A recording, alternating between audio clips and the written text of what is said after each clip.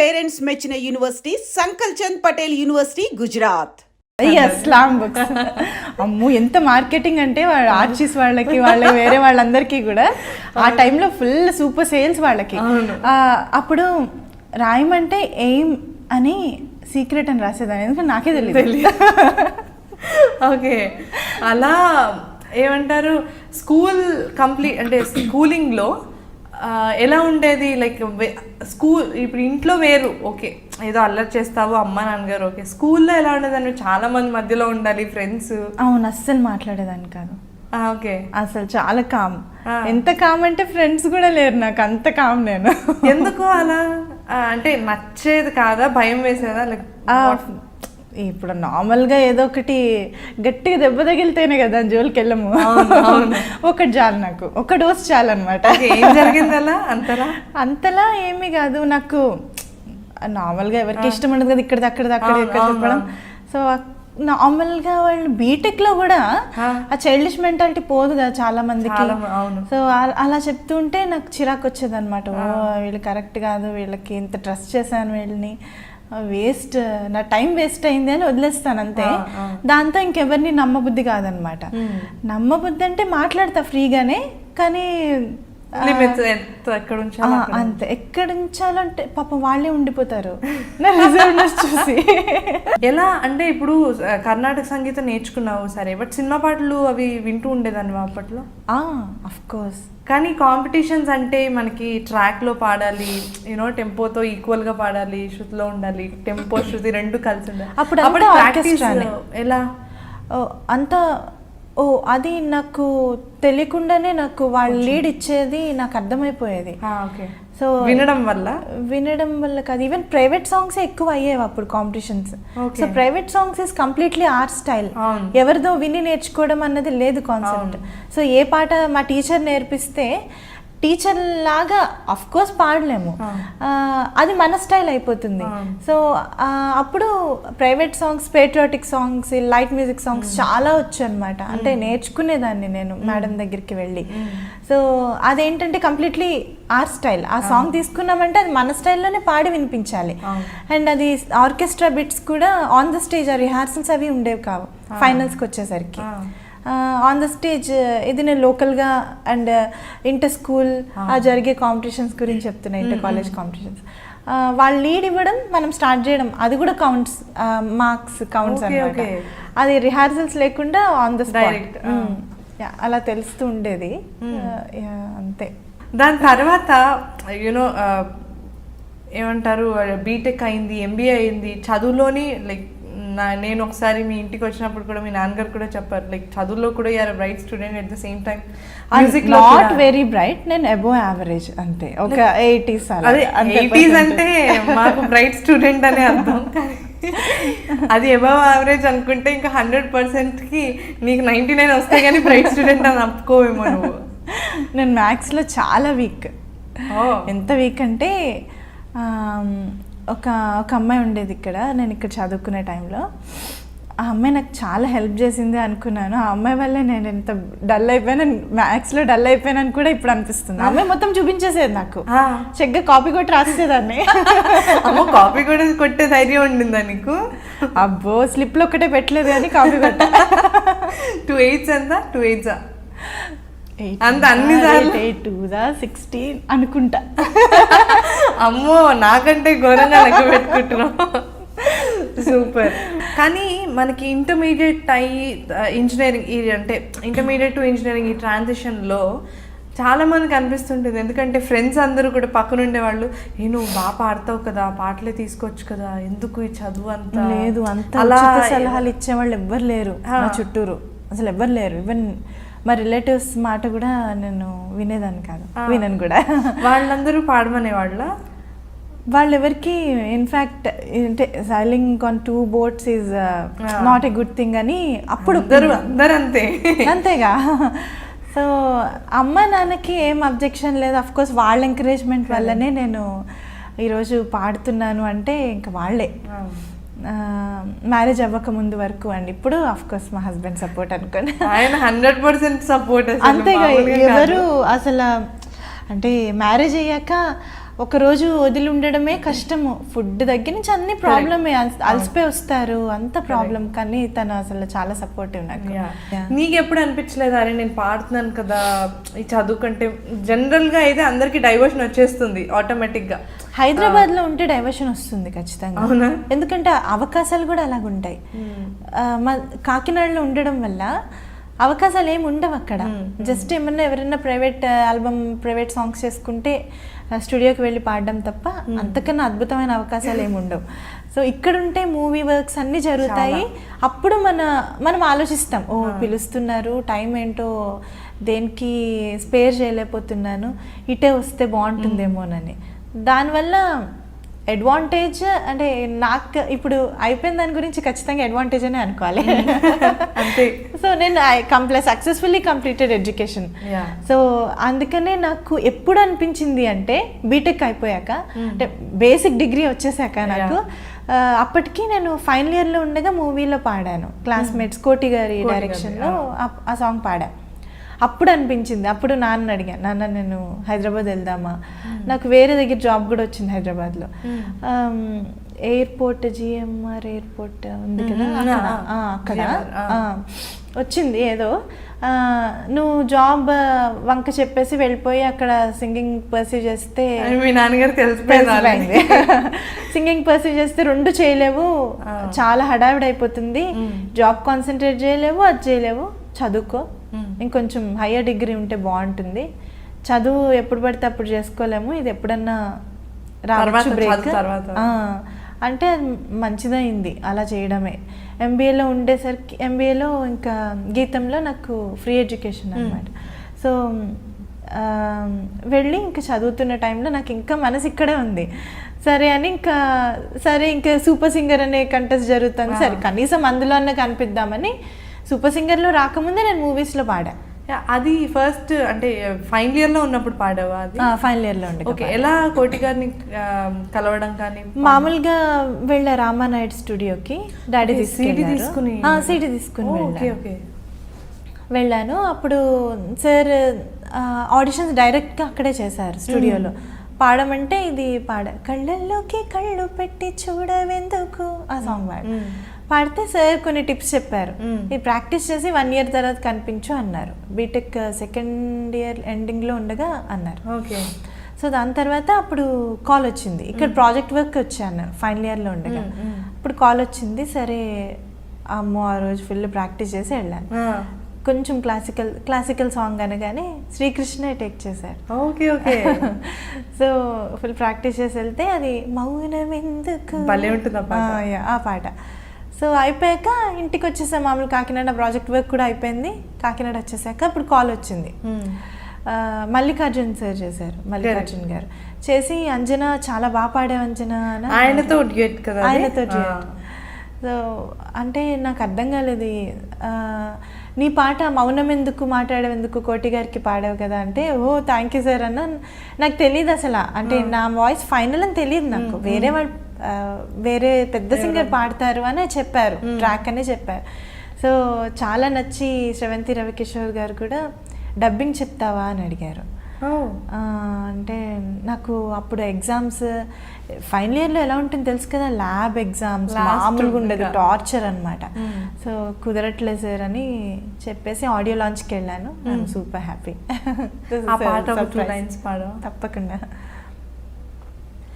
మౌనమెందుకు మాట్లాడవెందుకు, దూరమెందుకు దరి చేరవెందుకు, ఎదమారు మూల ఉన్న మాట దాచి ఉంచకు, ఎదురైన వేళ అదుపు దాటి చేరవెందుకు, మౌనమెందుకు మాట్లాడవెందుకు.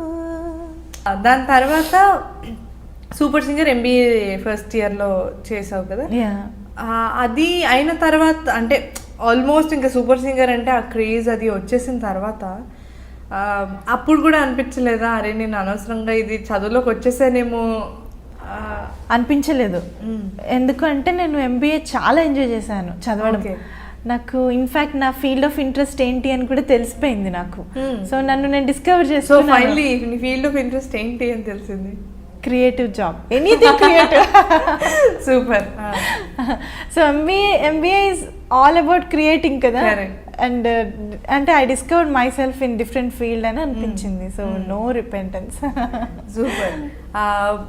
ఇది ఇలా కంటిన్యూ అవుతుండగా సూపర్ సింగర్లో వచ్చిన క్రేజ్ ఇది అయిన తర్వాత ఫస్ట్ దాంట్లో విన్నరా? ఫస్ట్ దాంట్లో రన్నర్, నేను 4లో విన్నర్ అండ్ 7లో 7 చాలా మంచి పేరు తీసుకొచ్చింది. 7 ఇస్ లైక్ రీసెంట్ గా అయింది. 7 is like all with playback singers కదా, అది అసలు చాలా మంది ఫాలో అయ్యారు. అంతమంది తెలిసిన వాళ్ళు ఒకే దగ్గర ఉండేసరికి ఆ ఫాలోయింగ్ అండ్ మంచి మంచి పాటలు పాడే ఛాన్స్ కదా, ఎప్పుడు పాడని పాటలు అవును ఆ పర్టికులర్ సిరీస్ లో నాకు గుర్తుండి ఒక డ్యూయట్ ఒకటి ఉంటుంది, నేను శ్రీకృష్ణ పాడ చుక్కల్లారా ఒకటి, తర్వాత ఇంకొకటి చాలా మంచి పాటలు పాడాను. దళపతిలో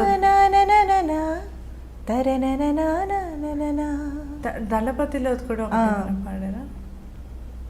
సింగరాల పైరల్ అదా? అది కాదే.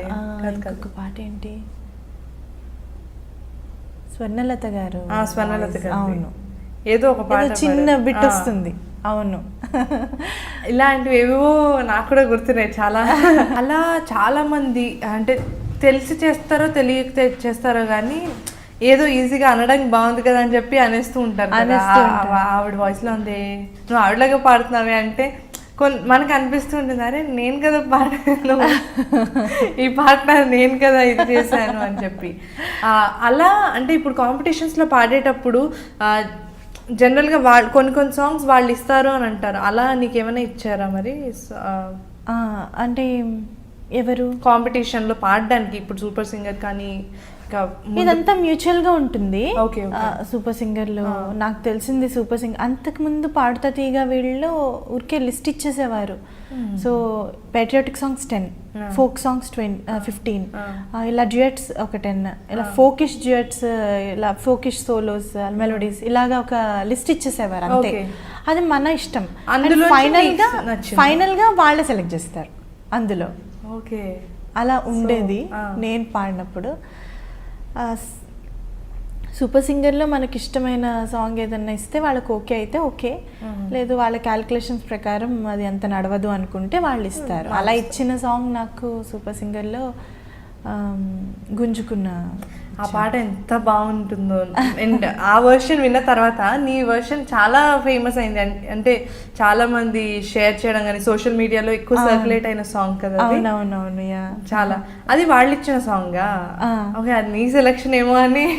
వాళ్ళు ఇచ్చిన సాంగ్ అంటే అది కొత్తగా వచ్చింది, అది పాటలు ఏం లేవు అనమాట. అప్పుడు నాకేం అర్థం కావట్లేదు ఏం పాడాలి అని. సో ఒక ఆయన కాల్ చేసి క్రూ వాళ్ళు ఈ పాట ట్రై చేయకూడదు అన్నారు. సర్లే ఏమీ లేదు పాట, ఇంకేం చేయను, ఇదే గతి అని ట్రై చేశా. ఏమీ లేదు ఇందులో అని మామూలు రిహార్సల్స్లో కూడా సూపర్ లైట్ అయిపోయింది ఆ పాట. అసలు ఏం బాగాలేదు అన్నట్టు ఉంది. మరి మీరు లవ్ మ్యారేజ్ అరేంజ్డ్ మ్యారేజ్? అప్పుడే అంటే ఆయన యుఎస్లో ఉంటారు, నువ్వు ఇండియాలో ఉండాలి, సింగింగ్కి మళ్ళీ అప్పుడప్పుడే వస్తున్నాయి కదా ఛాన్సెస్, అవి బ్రేక్ పడిపోతుంది అని ఏం ఆలోచించలేదా? ముందే మాట్లాడుకున్నారా? ఏం ఆలోచించలే నేను. నాకు ఈ సింగింగ్ ఇదంతా పక్కన పెడితే I wanted to live a very peaceful life. నాకు చిన్నప్పుడు ఒకటే కోరిక ఏంటంటే, అంటే ఇది చాలా సిల్లీగా ఉండొచ్చు, అందరికీ డ్రీమ్స్ ఉంటాయి కదా, అలాగే నాకు చాలా చిన్న వరల్డ్ అండ్ అది చాలా చిన్న డ్రీమ్ అనమాట. ఓకే, నేను మ్యూజిక్ చిన్నప్పటి నుంచి మ్యూజిక్లో నేను ఉండాలనే, పెద్దయ్యాక కూడా నేను మ్యూజిక్లో ఉండాలి, నేను మంచి ఇన్స్టిట్యూట్ పెట్టి క్లాసెస్ చెప్తూ ఉండాలి, మా ఆయన ఆఫీస్కి వెళ్ళి నాకు పూలు తీసుకురావాలి ఆఫీస్ నుంచి వస్తే. అంటే ఆ చిన్న డ్రీమ్ కూడా ఇంపాసిబుల్ అయిపోయింది ఈ బిజీ లైఫ్లో. ఎందుకు అంటే యుఎస్లో ఎక్కడ పూలు దొరుకుతాయి, ఆయన వచ్చి నీతో టైం స్పెండ్ చేయడమే, అంతకు మించి ఏం ఉండదు. సో చాలా చిన్న డ్రీమ్ నాది. సో నేను అంత పెద్దగా ఏం ఆలోచించలేవు. సో ఫైనల్లీ ఫుల్ఫిల్ అయిందా లేదా? ఎప్పుడైనా తెచ్చిచ్చారా లేదా? అయ్యయ్యో రవి గారు ఏంటండి ఇలా చేశారు, ఈసారి ఇండియా వచ్చినప్పుడు కొనివ్వండి పోనీ.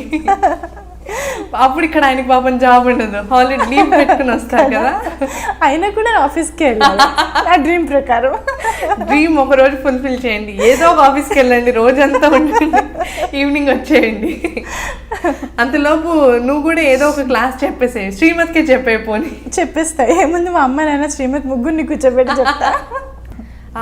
ఇక్కడ చాలా మంచి పాటలు పాడు, అంటే ఇక్కడ నాకు తెలిసి యూఎస్ వెళ్ళిన తర్వాతే పాడావా? అనూప్ రూబెన్స్ గారికి, మిక్కీ గారికి షటిల్ చేస్తున్నాయి. ఓకే ఓకే, మంచి మంచి పాటలు పాడావు. ఫస్ట్ అనూప్ గారిని ఎలా కలిసావు? సార్ ఫస్ట్ మామూలుగా కాల్ చేశారు సార్, కాల్ చేశారు ఇవ్వలే సార్, అసిస్టెంట్ కాల్ చేశారు. కాల్ చేస్తే అప్పుడు వెళ్ళాను. చాలామంది ఉన్నారు అక్కడ ఆ రూమ్లో. నేను పాడాల్సిన రూమ్కి వెళ్ళి ప్రేమ కావాలి మూవీలో సాంగ్ పాడా. ఈ నిమిషం నిత్యమైపోని ఆ పాట అన్నమాట. సార్ ఒక డిఫరెంట్ స్టైల్లో కావాలి అన్నారు, ఇలా పాడాలి అని చెప్పారు. నేను ఇంకా పాడాను, చాలా కూల్గా ఉంటుంది అంటే. ఆయనకి అంటే నీ గుర్తుంది ఫస్ట్ ఆయనకి పాడినది ఏంటి సాంగ్? ఇదే ప్రేమ కావాలి. ఇదేనా? ఈ నిమిషం నిత్యం అయిపోయింది. ఓకే, దాని తర్వాత మళ్ళీ మంచి నాకు తెలిసి ఒక పాట సుకుమారుల్లో ఒక సోలో పాడాను, కృష్ణుడిది ఒక పాట. అవునవును, యా చాలా బాగుంటుంది ఆ పాట. ఆ పాట ఒక 2 lines పాడు. Yeah sure. మనసులను వేలే, మాటలను వేలే, కనులను వేలే, కలలోను వేలే, తనువే నాట్యం చేసేని, నీ పేరు వింటే తనువే నాట్యం చేసేని. ఇది ఇలా ఎన్ని మంచి పాటలు పాడుతున్నావు, బట్ ఒక మ్యూజిషియన్గా ఒక పర్సనల్ లైకింగ్ కానీ లేకపోతే ఒక జానర్ కానీ ఉంటుంది. ఇలాంటి దేంట్లో పాడాలి, ఇప్పటిదాకా మనం పాడలేదు, అలా నీకు ఎక్కువగా ఇంట్రెస్ట్ అనిపించే జానర్ ఏది? నాకు కొంచెం అంటే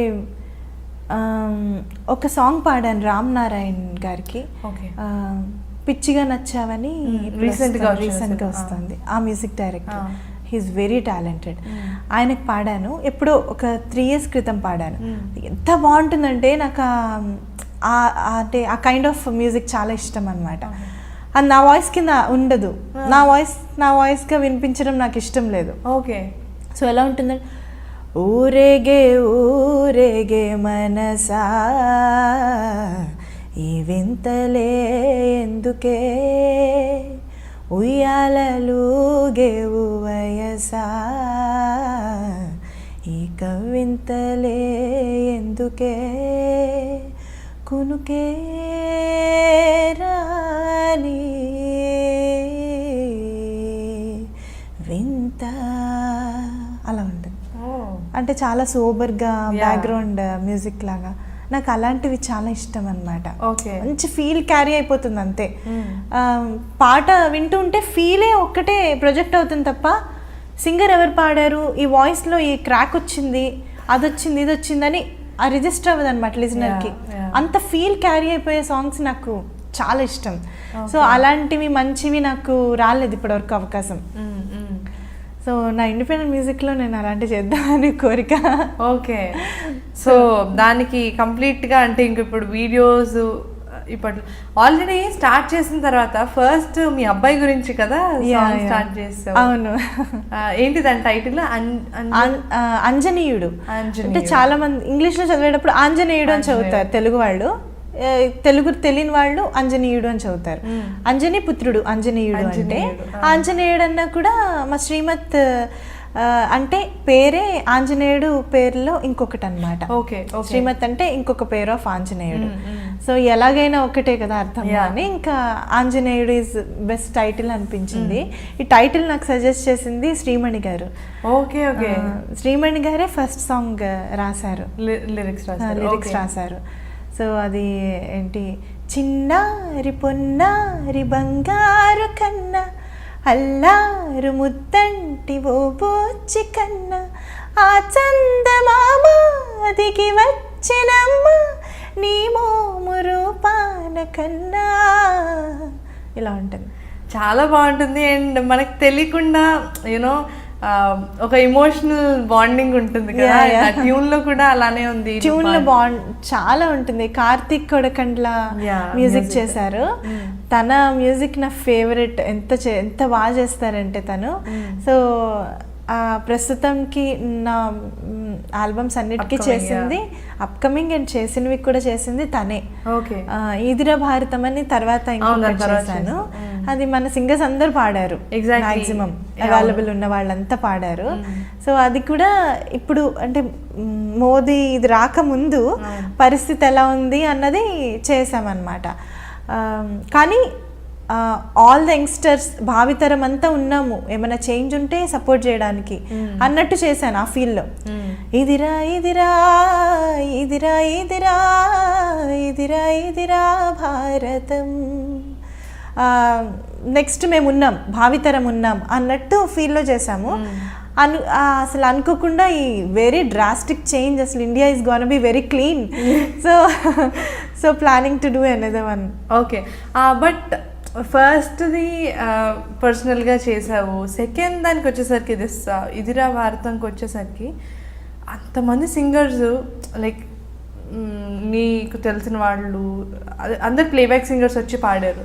ఆ ఐడియా ఎవరిది? లైక్ అంతమందిని ఇంక్లూడ్ చేయాలి. నాదే.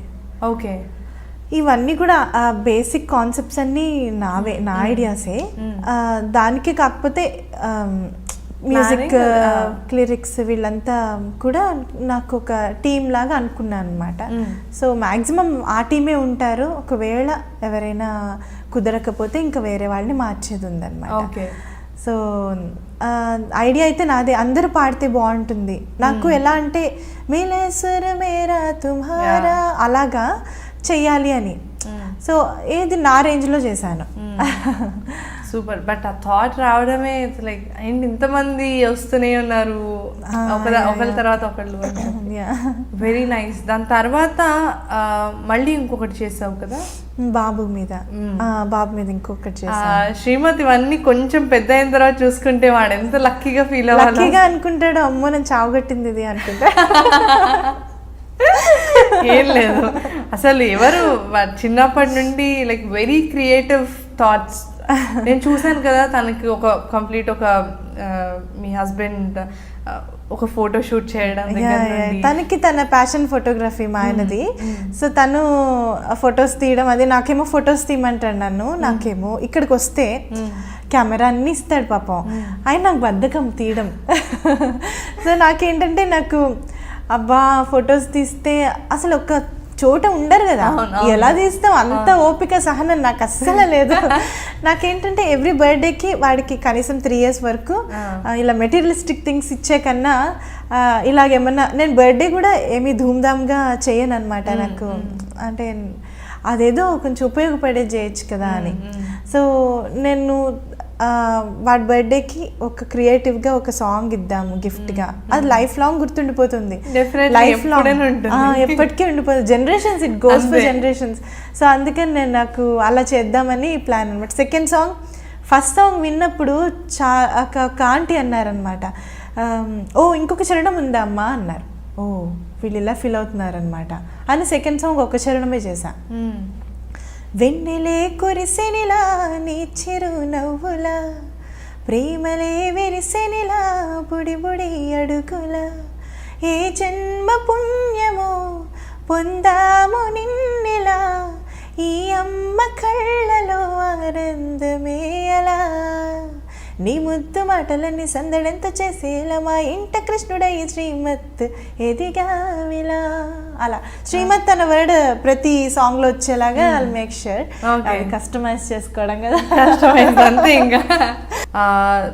అండ్ ఇవన్నీ ఇది చేస్తుంటే చాలా మందికి తెలియదు ఏంటంటే ఇంకొక టాలెంట్, లైక్ అందరికీ Anjana Soumya is very creative అని తెలుసు. బట్ నాకు తెలిసి నువ్వు పెట్టే ఫొటోస్లో వాటిలో కూడా చాలామంది కమెంట్స్ చేస్తూ ఉంటారు, అరే ఈ డ్రెస్ చాలా బాగుంది అని. చాలామందికి తెలియదు ఏంటంటే నీ డ్రెస్సెస్ ఆల్మోస్ట్ నువ్వే డిజైన్ చేసుకుంటావు, ఎక్కువ చేసుకునేదాన్ని. ఇప్పుడు అసలు టైం ఉండట్లేదు. మా అబ్బాయి పుట్టిన ముందు వరకు నేనే చేసుకునేదాన్ని, నాకు ఇష్టం డిజైన్ చేసుకోవడం. ఏం లేదు, డిజైన్ చేసుకోవడం ఏముంది, మన చుట్టూరు ఉన్నదాన్ని మనం వేసుకునేదాన్ని బ్యూటిఫుల్గా చేసుకోవడం, మనకి ఇష్టమైనట్టు మనం చేసుకోవడం డిజైనింగ్ అంతే. ఎంత ఈజీగా చెప్పేసింది డిజైన్. సో ఇప్పుడు టైం ఉండట్లేదు నాకు. సో ఇప్పుడు నా ఆల్బమ్స్ అన్నిటికీ కొంచెం వేరే వాళ్ళు డిజైన్ చేస్తున్నారు. ఓకే, వాళ్ళకి కర్టసీ నేను క్రెడిట్స్ ఇస్తున్నాను. సో అలాగ అయిపోతుంది, టైం ఉండట్లేదు కౌముది అసలు డిజైన్ చేసుకోవడానికి. ఎంత ఇష్టం ఉన్నా కూడా కొన్ని అసలు అవ్వట్లేదు. ఆ టైంలో ఇంకొక పాట నేర్చుకోవచ్చు కదా అన్నట్టు ఆ టైం అలా కేటాయిస్తున్నాను అనమాట. ఇలా వెళ్తూ like everything is going good. But ఒక చిన్న డౌట్ ఏంటంటే, మీ అందరూ కూడా ఆల్రెడీ ఎస్టాబ్లిష్డ్ సింగర్స్, అందరికీ తెలుసు. మీరు ఒక క్వశ్చన్ రైజ్ అవుతూ ఉంటుంది ఏంటంటే, చాలామంది కొత్త సింగర్స్ వస్తూ ఉంటారు కదా, మరి మీరు మిమ్మల్ని ఎలా అప్డేట్ చేసుకుంటూ ఉంటుంటారు? లైక్ వాళ్ళకంటే ఆబ్వియస్లీ మీరు ముందు వచ్చారు, ఇప్పుడు వస్తున్న వరల్డ్ మ్యూజిక్కి అప్డేట్ అవుతూ ఉండడం కోసం ఎలాంటివి వింటూ ఉంటారు, ఎలాంటి టెక్నికాలిటీస్ ఫాలో అవుతూ ఉంటారు? నార్మల్గా ఇంకా అన్ని రకాల మ్యూజిక్ వింటూ ఉంటాం, అది కామన్ అందరూ చేసేది. కానీ నాకైతే అప్డేట్ అవుతూ ఉండాలి, ఖచ్చితంగా అప్డేట్ అవుతూ ఉండాలన్నది అది వెరీ మ్యాండేటరీ. కానీ దాని గురించి స్పెషల్గా కృషి చేసి ఎలాగైనా సరే లైమ్లైట్లో ఉండాలి, అప్డేట్ అవుతూ ఉండాలి అన్న పర్వెటెడ్నెస్ నాకు లేదు. సో అది సారీ టు సే దట్ అది పర్వెటెడ్నెస్సే అనిపిస్తుంది నాకు. లైమ్లైట్లో ఉండాలి, క్రియేటివ్గా చేయాలి, అన్లెస్ నీకు ఇష్టమైనంత వరకు అది చెయ్యి. ఇష్టం లేనిది ఎలాగైనా సరే లైమ్లైట్లో ఉండాలి అని పిచ్చిగా చేయొద్దు. సో ఇష్టమైన చెయ్యి. ఓకే, నిన్ను ఇష్టపడేవాళ్ళు నిన్న 100 మంది ఉన్నారు, ఈరోజు 10 మందికి తగ్గిపోయారు, వాళ్ళు ట్రూ. సో ఐ డోంట్ అంటే నిజంగా ఎవరికి వాళ్ళు నన్నుగా ఇష్టపడరు, అంజనా సౌమ్యాన్ని ఇష్టపడరు, జస్ట్ వాయిస్ ఇష్టపడతారు, నా కాన్సెప్ట్స్ ఇష్టపడతారు, నా పర్సనాలిటీ ఇష్టపడతారు, అంతే. అదే నేను ఇంపార్టెన్స్ ఇస్తాను. సో ఈ 90 మంది పోయారే, వెళ్ళిపోయారే అన్న బెంగ, ఆతృత అదంతా నాకేమీ లేదు. సో నేను అన్లెస్ నాకు ఎప్పుడైతే మ్యూజిక్ మీద ఇంట్రెస్ట్ తగ్గదో అంతవరకు నేను ఐఎమ్ వెరీ హ్యాపీ, అండ్ అది లైఫ్ లాంగ్ నాకు తగ్గదు. సూపర్. మేబీ ఇదే రీజన్ ఏమో నువ్వు చాలా హాయిగా నవ్వుతూ ఎప్పుడూ ప్రశాంతంగా కనిపించడానికి ఉండడానికి కూడా. నాకు తెలిసి కనిపిస్తున్నావు అంటే నువ్వు మెంటల్గా కూడా అంతే ఇదిగా, అంటే నెగిటివ్స్ని అంత దూరం పెడతావు కాబట్టి పెడతాను, ఫేస్లో రిఫ్లెక్ట్ అవుతుంది. 100% నేను నెగిటివ్స్ని దూరం పెడతాను. ఫైనలీ మనం ఇంత మాట్లాడుకున్నాం, ఇప్పుడు నేను చెప్పినట్టు మీ ఆయన గురించి ఫైనల్ ఎండింగ్లో చెప్పకపోతే బాగుంది. ఏంటి అన్నీ చెప్పేశాను కదా మా ఆయన గురించి, ఇంకేమీ లేదు. ఓకే, ఇంకేం లేదంటండి. నేను ఛాన్స్ ఇచ్చాను, ఇంకేం లేదు మా ఆయన గురించి చెప్పడానికి అంది. మేము కూడా రాసేసుకుంటే ఇంకేం లేదు మా ఆయన గురించి అని చెప్పిన Anjana Soumya. Just kidding. Like he is very supportive and glad